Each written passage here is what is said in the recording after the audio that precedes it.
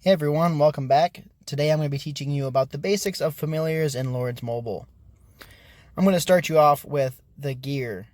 The best gear that you can possibly obtain as of now in Lords Mobile for your familiars is the gear from the Voodoo Shaman. You have the Blighted Vial, the Accursed Mask, the Spirit Mantle, Ancestral Kilt, and the Bone Staff. All of them can be obtained from the Voodoo Shaman. You just have the one rare item to obtain, which is the stuffed doll. After that, you move on to the Mystic Box, which can be obtained rather easily through gathering supplies in the map or from your admin and guild quest that you get every few hours, every 6 hours.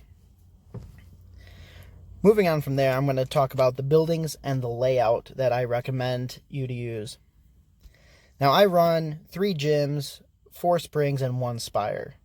We'll start with the Mystic Spire since that is where everything begins, really. So you have the Mystic Spire here. This is where you merge all of your packs to obtain your familiars. When you first unlock familiars, you'll unlock Pact 1A and Pact 1B. You'll start there. As you get further in your research, you can unlock all the other ones, and they do get better as you move down the list. When I first started, I also used 2 spires. I still recommend 2 spires. I use that from any of my other accounts that I play on.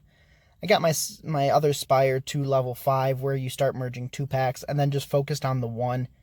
You can get it to level 3 or level 9, where you get 3 packs, but just focus on the 1 spire. And then once you hit 25, you get 3 extra packs you can merge at a time. So go ahead and drop the 1. You won't need it anymore. It ends up taking a long time, and it's really not worth it in my opinion. I'd rather bust those packs out as fast as possible. Moving on from there, you would take your familiars and you can put them into the gym. Now, I usually recommend 2 or 3 gyms. I wouldn't go any less or any more than that. You start splitting it up too much.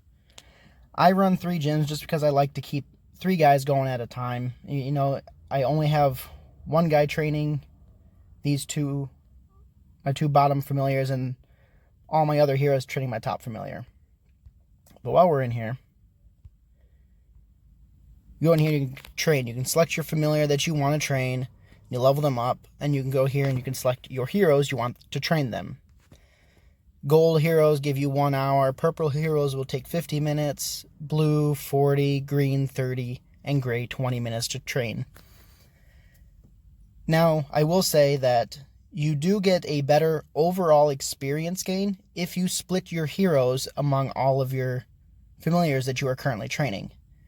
But the downside to that is you're going to have to restart your training on a much faster rate. And so if you're not able to start the retraining as often as it appears, you kind of lose more experience than what you're going to be gaining. So I just stick to the one familiar, learning all of the experience, and at least still have the other ones that are going at a slightly slower pace there. Moving on from there, you have your springs. Your springs are great. That's where you generate all of your anima, and anima is needed a lot. You will need it for research, you need it for pact merging. And now with the introduction of familiar battle skills, you will have to use them for that as well. Another feature of the spring is it will also increase your pact merging speed, which is great. So if you can have more springs, that is awesome. Another reason why I took down my other spire to build another spring. Later on, I may take down my 3rd gym and then create another spring just to increase my pact, not necessarily to increase my pact merging speed, but because I'm going to need the anima, and I will have the majority of the familiars I want already leveled up as it is. Other than that, I would highly recommend rushing to Pact 3 as soon as possible. I think the familiars in Pact 3 are by far the best and easiest to obtain. Pact 4, while definitely better, the amount of work it takes to get to them kind of makes it very difficult to obtain early on. Pact 3 is easy to obtain early on in the game.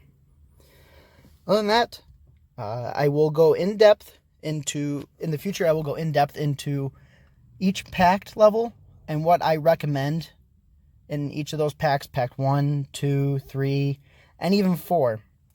I'll go in depth into what I think is the best, who you should focus on, why I think you should focus on those versus the others.